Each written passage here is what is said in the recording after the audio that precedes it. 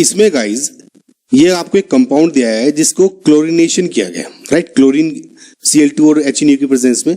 और ये क्या है कि जो इसका CH5C11Cl जो बना है उसके N आइसोमेरिक प्रोडक्ट्स हैं, राइट। और जब इन N आइसोमेरिक प्रोडक्ट्स का फ्रैक्शनल डिस्टिलेशन किया गया सो उसमें M आइसोमेरिक डिफरेंट प्रोडक्ट्स बचे जिसे हम सेपरेट कर सकते थे। सो आपको N और M के वैल्यूज बतानी है, यानी काउंट बताना है। नाउ गाइस आपको मैं जरा सा हेड्सअप दे दूं कि जब भी आपका कोई इसका क्लोरीनेशन होता है क्या मतलब होता है। सपोज आपका CH3 ये आपका एक एल्केन था और जब आप क्लोरीनेशन करते हैं तो फ्री रेडिकल मैकेनिज्म के थ्रू ये इसमें एक Cl जुड़ जाता है और H निकल के एक HCl बन जाता है। सो ये जो Cl है ये किसी भी कार्बन पे जुड़ सकता है। सो अगर आप इस कंपाउंड को देखेंगे तो क्लोरीन आपके कई डिफरेंट पोजीशन पे जुड़ सकता है। फॉर एग्जांपल इस वाले कार्बन पे जुड़ सकता है, इस पे भी जुड़ सकता है, इस पे जुड़ सकता है इस कार्बन पर, और इस कार्बन पे जुड़ सकता है। ये और ये पोजीशन सेम है। सो आपके जो डिफरेंट एंड आइसोमेरिक प्रोडक्ट्स बनेंगे इसके वो कुछ ऐसे दिखेंगे। नो इसमें अगर आप देखें कायरल सेंटर्स ढूंढें तो अगर Cl यहाँ पे जुड़ा है तो कोई भी इस कंपाउंड में कायरल सेंटर नहीं है। तो यानी एक प्रोडक्ट तो आपका ये हो गया। अगर इस कंपाउंड को देखें जो Cl जुड़ा इस वाले कार्बन पर तो ये जो कार्बन है ये कायरल सेंटर है, राइट गाइस, ऑप्टिकली एक्टिव है। इसका मतलब R एंड S इसके कंपाउंड आपके दो आइसोमर इसके डिफरेंट बन गए, राइट गाइस। नाउ अगेन अगर इस कंपाउंड को देखें आप तो इसमें कोई भी कायरल सेंटर नहीं दिख रहा क्योंकि इसमें दो वैलेंसी सेम है, तो ये भी एक बना, right guys.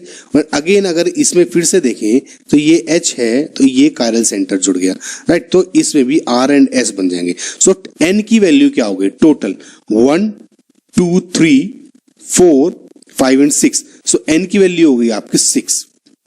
Now fractional distillation जब करते हैं तो क्या अंतर आता है। बेसिकली गाइज फ्रैक्शनल डिस्टिलेशन जब आप हीट करते हैं कंपाउंड्स को सो बेस्ड जब डिफरेंस इन जो बॉइलिंग पॉइंट है आपके, जब डिफरेंट कंपाउंड्स है फॉर एग्जांपल जैसे A B C D and E, जब इन सबको आप हीट करते हैं तो based on their difference in boiling point आप फ्रैक्शनल डिस्टिलेशन से उन्हें सेपरेट कर सकते हैं, राइट गाइस। सपोज A का जो बॉइलिंग पॉइंट है वो लेस है, सपोज आपका जो बॉइलिंग पाउडर का ऑर्डर है वो ये है, राइट गाइस। सो फ्रैक्शनल डिस्टिलेशन में होता क्या है, जब आप इस सबको हीट करेंगे सो A का सबसे कम बॉइलिंग पॉइंट होने की वजह से ये सबसे पहले इवेपोरेट हो जाएगा, आप इसे पहले ही कलेक्ट कर लेंगे। उसके बाद जब B इवेपोरेट हो जाएगा तो इसको कलेक्ट कर लेंगे। So similarly C D and E, so based on difference in their boiling point आप इनको सेपरेट करते हैं, राइट। नाउ बॉइलिंग पॉइंट का मैंने आपको बताया जैसे कि जो आपकी डिफरेंस इन ब्रांचेस है, right guys. So difference in branches आपके बॉइलिंग पॉइंट डिफरेंस हो जाएंगे, शेप ऑफ मॉलिक्यूल डिफरेंस हो जाएगी, बट अगर आप ध्यान से देखें जो ये R एंड S का मॉलिक्यूल जो आपके जो आइसोमर्स बने इनका शेप सेम है। सो इनका जो बॉइलिंग पॉइंट है वो भी सेम होगा। समझ में आ रहा है आपको गाइस, क्योंकि इसमें ब्रांचेस सेम है, शेप सेम है, बस शेप में डिफरेंस क्या है कि इसमें Cl ऊपर आ रहा है दूसरे में नीचे आ जाएगा।